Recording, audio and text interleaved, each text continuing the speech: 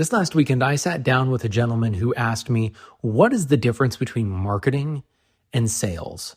And I simply stated, if you've done your marketing job really well, you don't need an absolutely spectacular salesperson because your sales was weaved into the marketing of the product. And if you don't have good marketing, then you definitely need a good salesperson. That is key for what we're talking about today. Welcome to the Magnetic Marketing Podcast. Today we get to listen to the man, the myth, the legend himself, Bill Glazer. Now, Bill Glazer is going to be talking about the 3 tripping points that happen every single time we try to write copy. A lot of us want to write copy and we go back into these things that we think are going to sound good and all these different things when we have to remember that it all comes down to psychology. Psychology is the reason copy works. And so what we're going to do is we're going to have a touch point really quick with Bill Glazer. We're going to talk about the psychology of writing good copy, including 3 different tripping points that you must avoid if you want to be able to make sure that you are writing copy that actually converts. And then after he talks about those 3, we're actually going to get into a little bit more, but that is not until part 2 of this episode. So we're going to jump in and listen to part 1 of 2 of the psychology of writing copy with Bill Glazer. I don't think there's anybody that has had a bigger impact in the field of direct response than Dan Kennedy. The legend of Dan Kennedy should be ignored at your own peril. They're not really lessons, they're kind of laws that you live by. Dan opened my eyes to what small business marketing looks like. Dan teaches strategic direct response that is timeless. His ripple effect touches people who don't even know his name. The world as we know it was changed because Dan Kennedy became obsessed with marketing. Welcome to the Magnetic Marketing Podcast with your host, Dan Kennedy. So let's get moving into this whole idea of the psychology of writing copy. Okay. So I'm going to give you a couple tipping points, and again, you can follow this along right in this overheads that I gave all of you. So, first of all, feelings matter more than facts. Feelings matter more than facts. So, there's product focus and versus prospect focus versus product focus. So let's talk about product focus.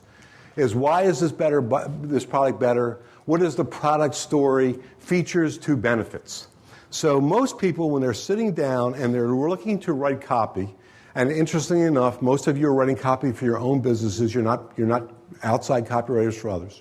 So when people are sitting down and looking to write copy about something that they are looking to sell, they become product focused.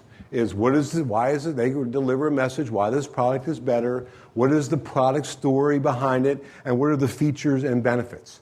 The other side of this coin is prospect focus. So what are the thoughts, feelings, hopes and dreams, life experiences, and reactions that somebody either will get out of using this product, will get if they don't use this product, or they're feeling regardless of whether they even thought about using this product. That's really what it's all about. So there's feelings matter more than facts.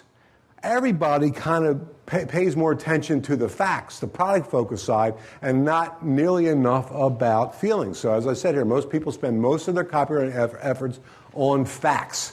If you ask people to sit down and they start writing down some stuff, because I'm going to give you in a little bit of a list that I actually give out to folks to help them to start formulating a sales letter, is when they sit down and they start creating this stuff to start thinking about the sales letter, they think about the product or service that they are going to be delivering, but they don't think nearly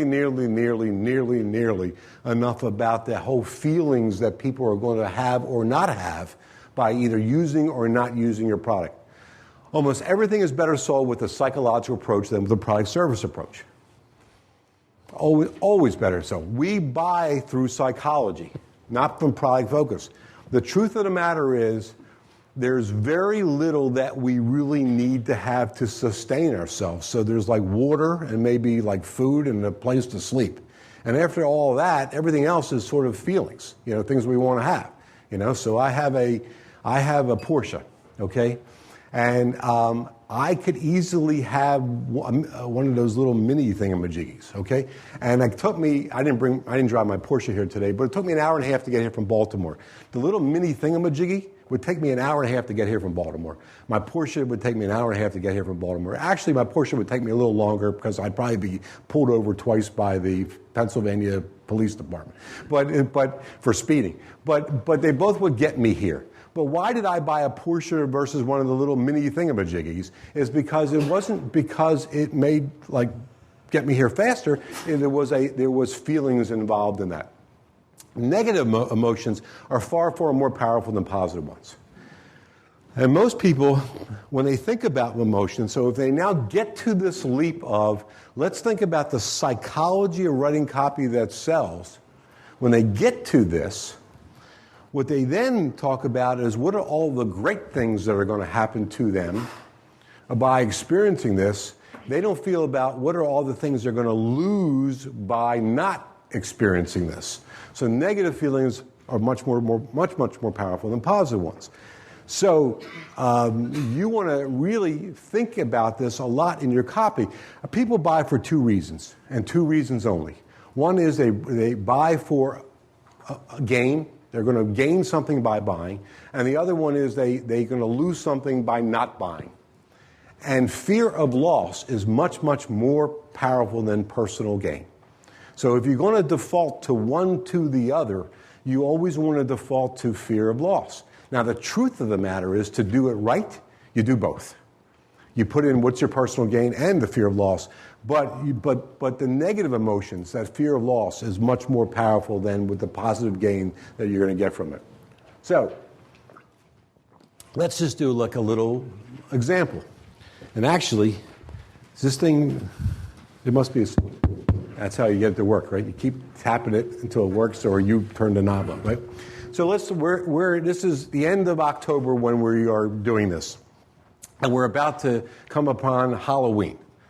If I was doing this any other time of year, I'd just pick out whatever holiday that I was going to pick out. So let's just do have a little bit of fun with this thing for a second. Well, it'd be fun to me. I'll have you do the work. So it'll be fun. So let's have a little fun with this. Let's talk about why a parent would buy a child a Halloween costume. So we have little 6-year-old Sally. And she is going to get her Halloween costume and she's going to go to one of these Halloween stores that are right now they're on every corner. There are almost more of them than there are Starbucks right now. And she's going to we're going to get her a Halloween costume. And so let's talk about feelings that are involved with that. And let's talk about the negative feelings that would be involved with this and the positive feelings that would be involved with it. Now, who wants to volunteer with some feelings that you would use in your copy in order to encourage the parent to go to a specific Halloween store to buy little Sally, 6-year-old Sally, a Halloween costume? Anybody have a suggestion? Yes, sir. Tom, I knew you would. I would say that you could play on the fact that a little child wouldn't want to be embarrassed by their costume. So you could maybe promote the fact that if they went to somewhere else, the costume may not be as good. The child would be embarrassed to wear that particular one. The ones that you have, not so much. And also, while Sally is walking around with little Susie and little Jimmy, she can't be embarrassed about Susie and Jimmy has a nicer costume than Sally has. So she certainly can't be embarrassed about that. So that's definitely a negative emotion. Yes. I see right over here. I'm getting off the thing, so I'm screwing up the guy. It's his problem. Okay. Also, the parent's worried about the child in the cold. Okay. Last week I was talking to a parent. She said, every costume is very thin. Okay. And it's cold in Cincinnati in October. That's very cool. So it's about making sure that little Sally's walking around from door to door, that she now has enough warmth to keep her warm so that she won't get swine flu or something like that, right? Parents do not want to disappoint their kids in having an experience for memories. Right. So this is all about when I was 6 years old. I remember I went around with my parents, and I could think back now how I held my daddy's hand, and when I walked around, and what that meant to me. And now I want to make sure that my daughter Sally has that same experience. Charlie. I would say that you could play on the fact that a little child wouldn't want to be embarrassed by their costume. So you could maybe promote the fact that if they went to somewhere else, the costume may not be as good. The child would be embarrassed to wear that particular one. The ones that you have, not so much. Charlie.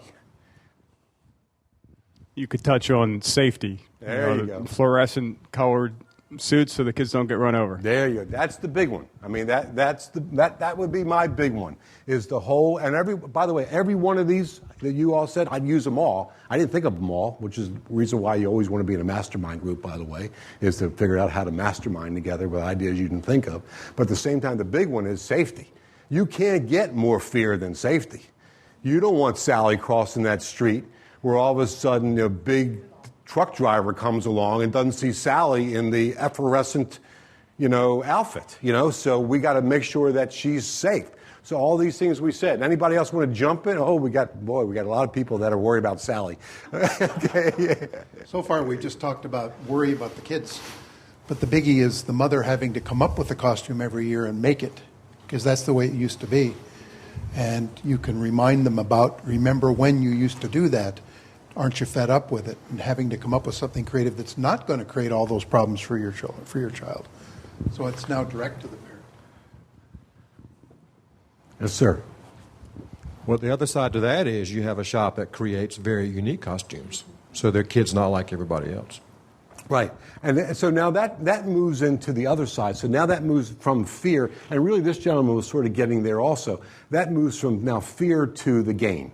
So the gain is now you can come to my store, and although, if I was writing, so like I'm friendly with a guy who owns 9 Party Cities, and this is their biggest time of the year. And so he's there 12 months a year as opposed to these people that are on the little street corners. So the copy for him would be all about, if you come to Party City, you have 10 times as much selection that you would have in one of these little street corner things. This is about personal gain now. Yes, sir. I guess on a positive note, you could say something to the effect of, see the look on your child's face, the smile on your child's face when they have the most perfect costume for Halloween, and that they really enjoy. So all the stuff I've heard so far has been based on the fear, I guess. Right.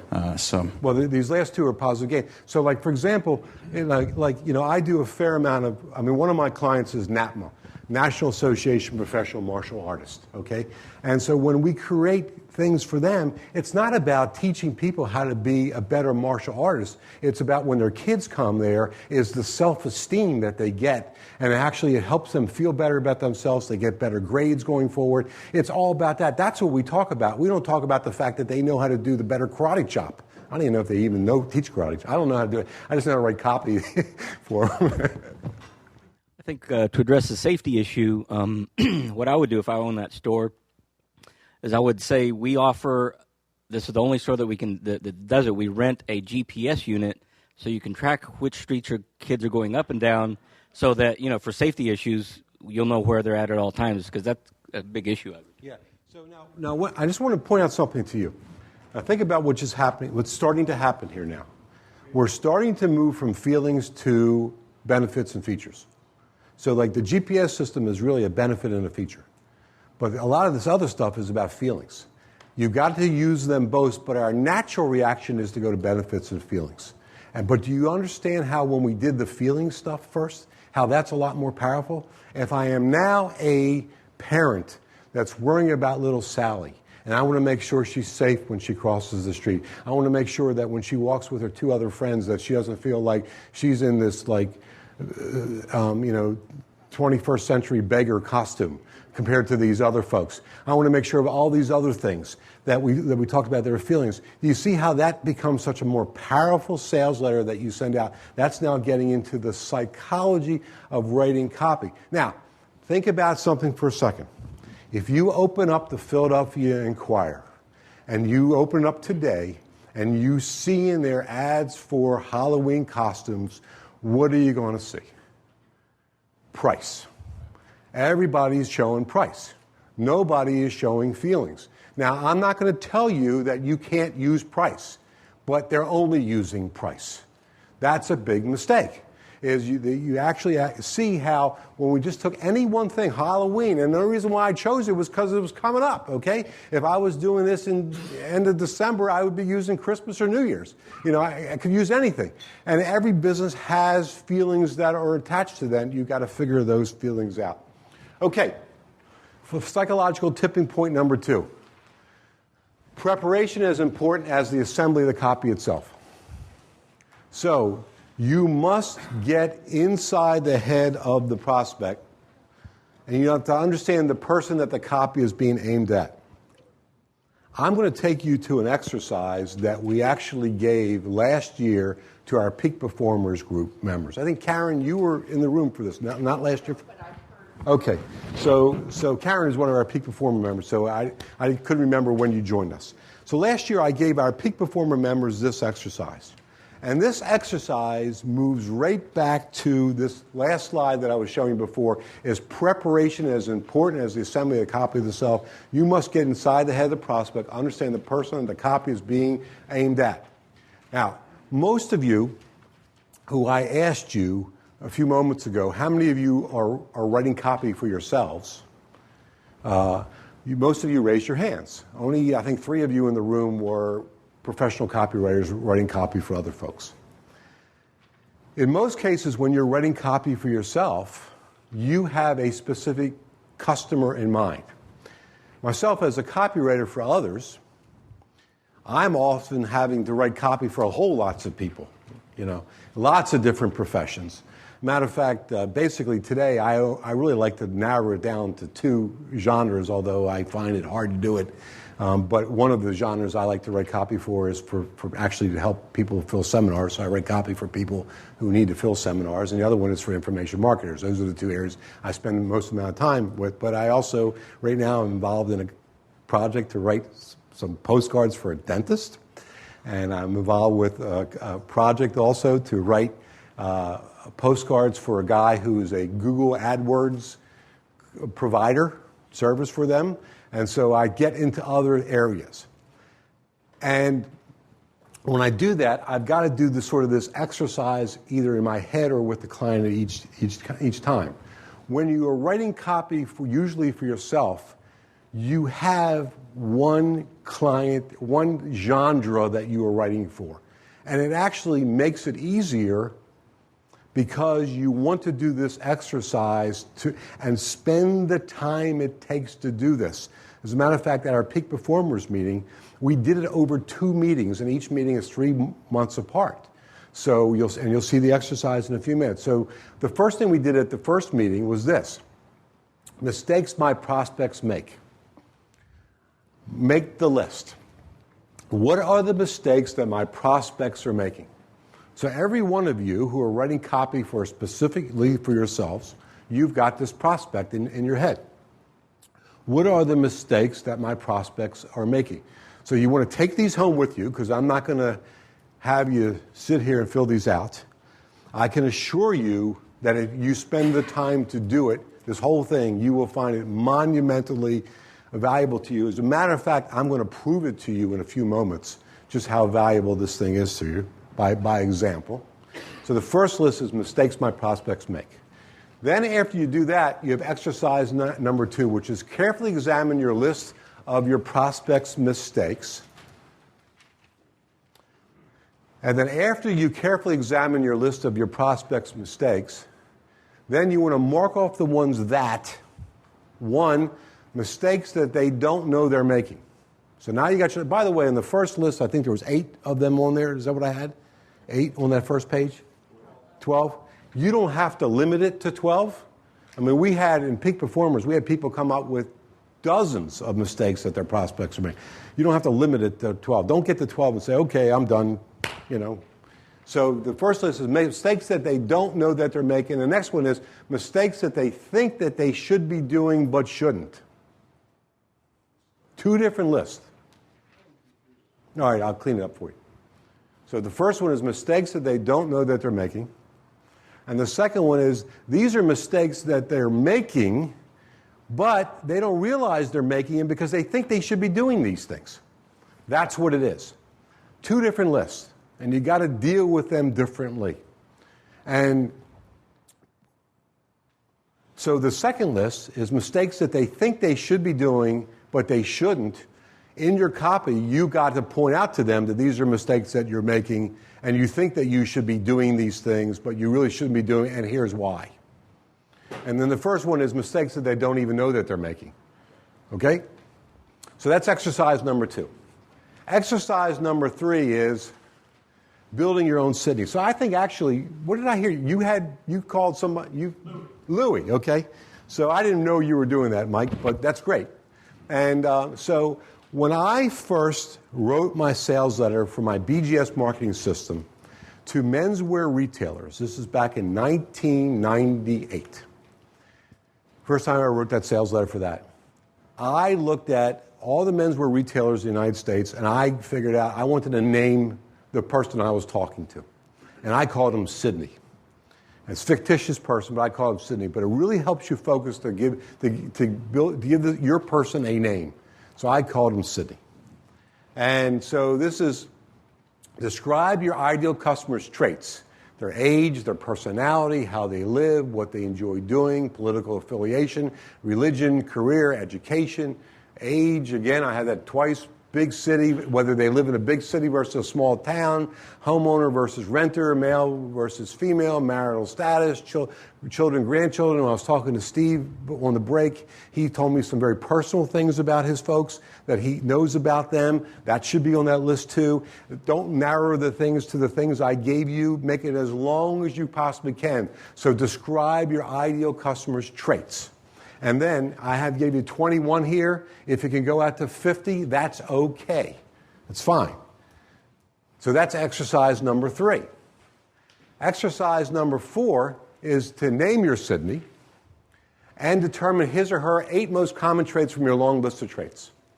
So now what you want to do is you want to now get that long list of traits, and you want to go down there and figure out what are the 8 most common mistakes that all your prospects that you would be writing to would have. That's the next thing you want to do. And then after that, exercise number 5 is you want to establish credibility, and this is where we get into the psychology of this. You want to establish credibility with your Sydney by building out your own empathy story. Because nothing will get you a better response in your copywriting if somebody believes that you are empathetic to them. Your own empathy story, letting him or her know that you know what it's like to be in their world. Now, what I just described to all of you that are listening to this is not the kind of thing that you're going to be able to get done in an hour. This is the kind of thing that will take you hours to get to this point. And I'm going to manage your expectation for you. But believe me, if you are writing copy for yourself and you have a very specific thing that you're trying to accomplish, it's worth doing this one time to really put this all together. So, if I were Sydney, or whatever the name you name them, how would I like to be talked to? You want a couple notes for you. You always want to use you or your, not me or mine. Basic copywriting 101. And you want to say it in the clearest, and so bless you. Who sneezed? You know, I had a friend of mine that died from a sneeze, just like that. He was standing naked in his next-door neighbor's bedroom at the time, in the closet. And it was ugly. Okay, old speaker joke. Couldn't resist. Actually, I put him up to it. I put pepper at his plate. If I were Sydney, how would I like to be talked to? Use you or yours, say it in the clearest and the simplest way that you can. So, now, who owes me a favor? Gee, Nina Hirschberger. So, I've only sold about a gazillion wallet mailers for you. So turn to the page, and can you see that? I can. Okay, here's the mic. Now, Nina, stand up. The wallet mailer lady.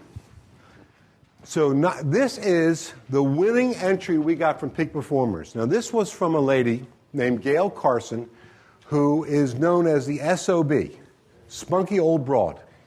And Gail just turned 70, as you're about to find out.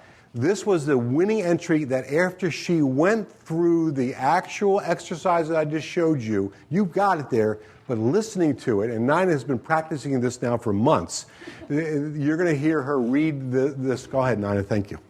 Cassandra, I know just how you feel because I turned 70 this year and also lost my husband of 44 years. It's a whole new world for me, and I know it's a new world for you as well, with all the changes going on in your life. Maybe it's not as dramatic as my experience, but you have been taking care of someone almost your entire life, and it's difficult for you to start focusing on just you. And that's exactly what you need to do.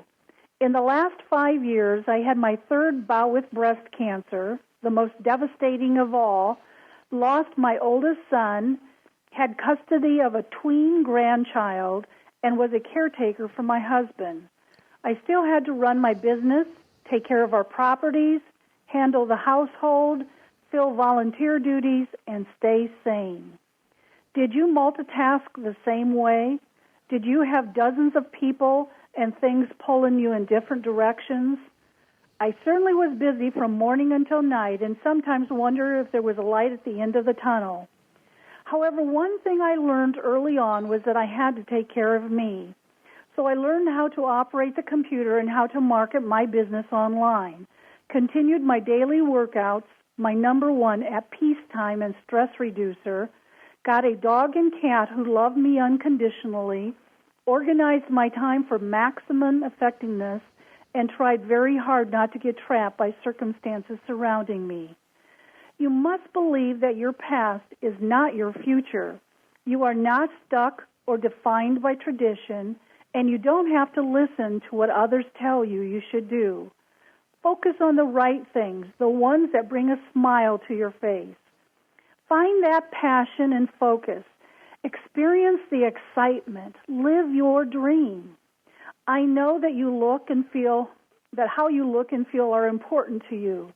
No matter what you do, there are new daily aches and pains. A few extra inches may creep up when you aren't looking, and sometimes the face staring back at you isn't the one you remember. Guess what? It doesn't matter. You're still the wonderful person you were, only wiser and sharper. You deserve every fabulous opportunity that presents itself and the success that comes with it. So how did I cope with all the things that happened to me? I reinvented myself and became the SOB, a spunky old broad. I figured out there were 9 secrets to living a life that's free of regret, and they are things that you can easily follow. And what's even better, I've developed an entire community that follows them as well, and we want you to be a part of that. They want to help you discover your future path by supporting you in your dreams. It's never too late. A new future is always possible. Your someday is now, and we will be cheering you on. It doesn't take a new dress, a piece of jewelry, or new lipstick to create a new you. It's your community of SOBs who will love and support you unconditionally and be there for you through thick and thin. And more important, I will be your chief guide, taking you through all the steps you will need to wake up with a smile on your face and love in your heart. Let me give you a recent example. I was in Chicago to give a speech and had an entire afternoon and evening before I returned home. So I decided to treat myself to a few shows and a nice dinner. Yes, I do go to events by myself and have a terrific time. I saw Jersey Boys and was walking on Dearborn Avenue to a restaurant recommended by the concierge. It didn't open for another 30 minutes, and I was starving. So I continued walking toward the other show I wanted to see, which was Wicked. I found a delightful place called Peterino's and sat at an outside table enjoying the beautiful weather and sights. Just about the time I was finishing, 4 women came to the table right behind me. Before long, they invited me to sit at their table. When I told them that I was through, they said, "Sit with us anyway." They were 2 set of sisters, all of whom were cousins. To make a long story short, I sat with them for about 45 minutes, told them about the spunky old broad, and they all asked for my card. They wanted me to come to their home the next day, invited me to another event, and were absolutely terrific. They ended up subscribing to my SOB e-zine and newsletter and wanted me to stay in touch. I will guarantee you that you will experience the same kind of reaction from people when you join our club. You will be able to walk up to strangers and also have them walk up to you with only the best intentions. People will be attracted to you and include you in their group because of your charisma and charm.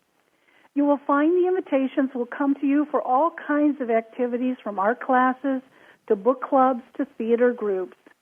Come join us on a trip to your future and begin to enjoy the rest of your life. Just enter your name and primary email address below, and you will be officially registered as a member of the Spunky Old Broad Club and begin to receive our weekly e-zine and blog. We can't wait for you to be part of our family. Your personal SOB, Gail Carson. Okay. And Karen said that Gail got a standing ovation, which is another marketing lesson of itself. But think about this for a second. First of all, who is her who? Who's her who? Raise your hand. Who's her? Somebody got to raise their hand, because I was told this has got to be on recording. But it would be nice if people in the front, I didn't have to walk back so far. Widows? Okay. How old? 70. Elderly. Okay? Elderly widows, right? Right? So now if we've got elderly widows and we send this message to them, will this resonate with them? Okay? Let me ask you a question. What's she selling them?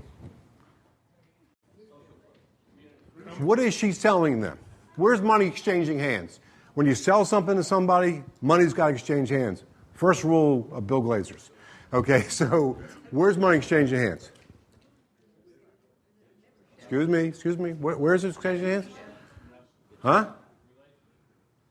Where's money's not exchanging hands, right? So what this was, the purpose of this exercise was to create the psychology of the sale, not to make the sale. Again, when you go back to what we have to do as copywriters for our own businesses or for others, we have to eventually make a sale. We're not, as copywriters for others, we're not going to continue to get paid if we don't make sales. When we write for our own business, our business is not going to continue unless we make sales. So we got to make sales. So now you got to take this piece and you got to add to it the other stuff. But think about the other stuff by itself. So let's talk about what she wants to sell. So let's just think about the things that she even said in here, which is not really what she sells, but she talked about trips that you would take. What was the other things? You'll be invited. Invitations come to you for all kinds of activities, for art classes, book clubs, and theater groups. But let's say we were just selling those three things, which is not really what she sells, those three things. If we were just selling to that group art classes, book clubs, and theater groups without this whole other thing, much harder to make that sale. With this whole other thing, where we are empathetic to that lady, to others, and she tells a story of how she met four other sisters that are cousins to each other, and the loneliness of going to the theater by herself, all this other empathy things that she actually talked about, makes it infinitely easier to now sell this other thing.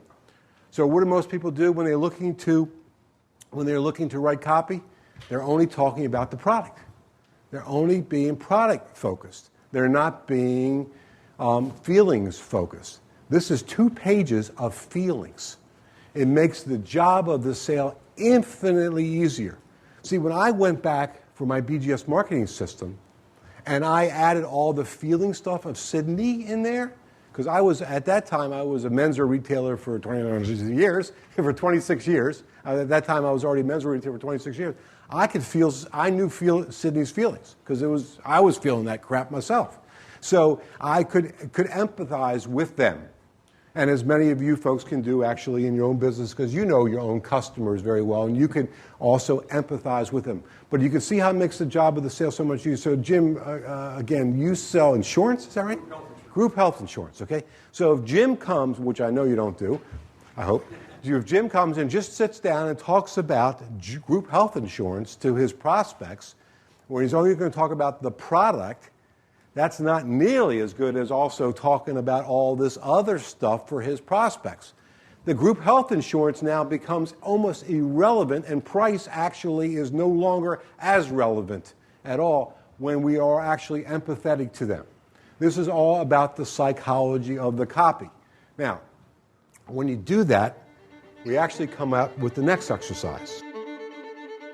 Thank you for listening to the Magnetic Marketing Podcast with Dan Kennedy. If you love hearing in on these lost Dan Kennedy talks and speeches and calls, then please let someone else know about this podcast. That's how you can help it to grow. And the more it grows, the more free Dan Kennedy we can bring to you. Also, Dan would love to give you the most incredible free gift ever, designed to help you make maximum money in minimum time. Now, this free gift comes with almost $20,000 in pure money-making information for free just for saying maybe. You can get this gift from Dan right now at nobsletter.com. Not only will you get the $20,000 gift, you're also going to get a subscription to 2 marketing newsletters that will be hand-delivered by the mailman to your mailbox each and every month. One from Dan Kennedy and one from me, Russell Brunson. To get this gift and your subscription, go to nobsletter.com right now.